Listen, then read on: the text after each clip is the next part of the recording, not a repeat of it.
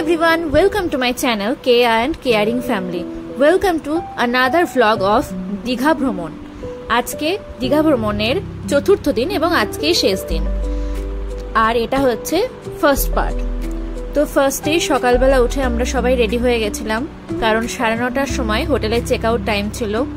আর আজকে যেহেতু আমাদের ট্রেন ছিল বিকেলবেলা, তাই জন্য আমরা সারাদিন ঘুরতে বেরিয়ে গেছিলাম সকালবেলায় চেক আউট করে।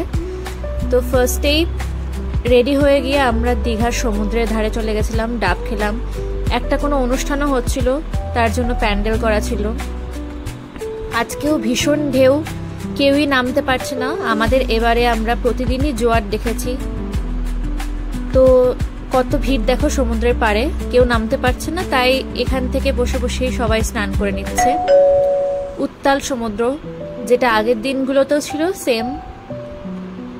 তবে আজকে লাস্ট দিন দীঘায়, তাই জন্য অনেকক্ষণ ধরে বসে বসে সমুদ্র দেখলাম। সমুদ্র আমার বরাবরই ভীষণ প্রিয়।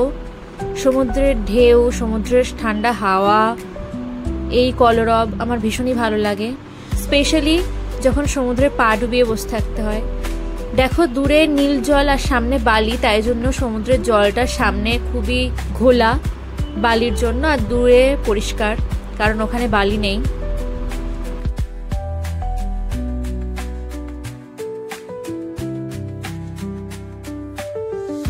তারপরে 10টা নাগাদ আমরা চলে গেলাম লাঞ্চ করতে। আলু ভাজা, ভাত, ডাল, মাছ দিয়ে ভালো লাঞ্চ হয়েছিল। তারপরে একটুখানি আবার বসলাম সমুদ্রের ধারে। 11টার সময় আমাদের গাড়ি আসার কথা ছিল, আমাদের গাড়ি এলো। যেই গাড়িতে করে আমরা স্টেশন থেকে হোটেলে এসেছিলাম সেই গাড়ি আমরা বুক করেছিলাম। ড্রাইভার কাকু ভীষণই ভালো ছিল। আমি নাম্বার দিয়ে দেবো ড্রাইভার কাকুর, তোমরা দরকার পড়লে তাকে কন্ট্যাক্ট করতে পারো দীঘাতে গিয়ে সাইট সিন ভিজিট করার জন্য। তো আমরা এখন যাচ্ছিলাম দীঘা মোহনার উদ্দেশ্যে। আমাদের 4th ডেতে অনেক কটাই প্ল্যান ছিল ঘুরতে যাওয়ার। এটা জগন্নাথ মন্দির, এটা তো আমরা দেখেইছি। দীঘা জগন্নাথ মন্দিরের ভিডিও আমার চ্যানেলে আছে, অবশ্যই তোমরা গিয়ে দেখবে। ফুল ডিটেলস দেওয়া আছে ওখানে। আর 4th ডেতে আমরা যাচ্ছিলাম মন্দারমণি, তাজপুর, শঙ্করপুর, দীঘা মোহনা, নারায়ণকালী মন্দির। তো সবই আসবে video. Stay tuned with my channel. তো এখন আমরা গাড়িতে করে যাচ্ছিলাম, ফুল এনজয় করছিলাম আমরা 3 জন মিলে। এটা চলে এসছে ওল্ড দীঘা। ওল্ড দীঘা এবার আমাদের আসা হয়নি, আগেরবার যখন দীঘা এসেছিলাম আমরা ওল্ড দীঘা ভিজিট করেছিলাম। এটা মেরিন ড্রাইভ রাস্তা।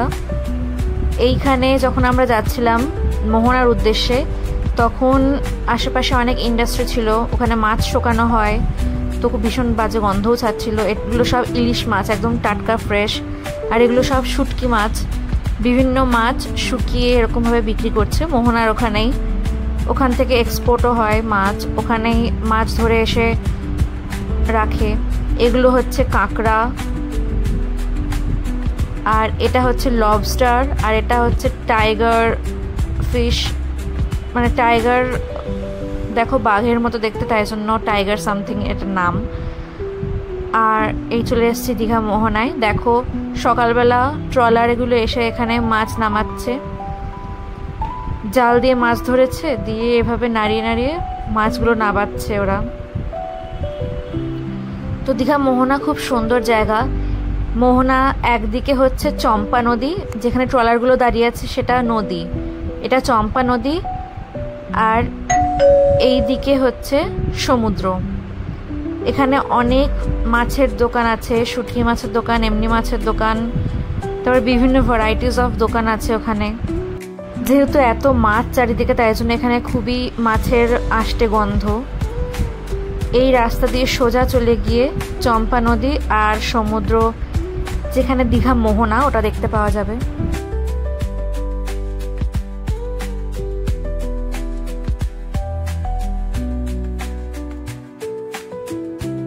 এই যে সমুদ্র, এখানে কোনো পাথর নেই, এখানে শুধুই বালি।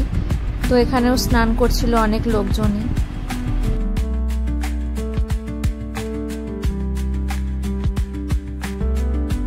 যখনই আমরা দীঘা মোহনার ভিডিও দেখি তখন এই রাস্তাটা দেখতে পাওয়া যায়। এই রাস্তাটার একদিকে যেমন চম্পা নদী আর একদিকে সমুদ্র, আর সোজা রাস্তাটা চলে যাচ্ছে যেখানে দুটোই মিশছে।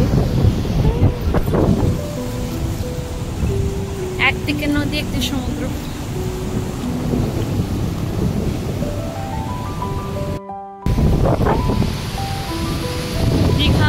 দীঘাতে।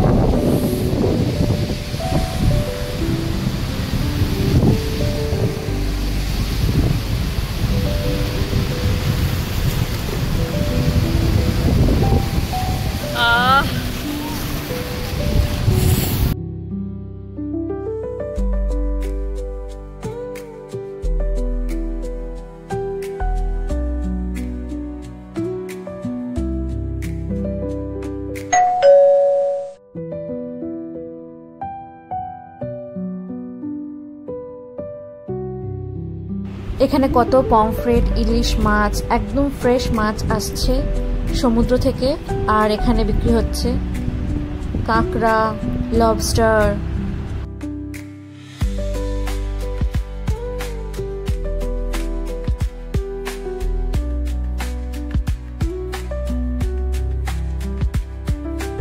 এরপরে আমরা চলে যাচ্ছিলাম আমাদের নেক্সট গন্তব্যের উদ্দেশ্যে।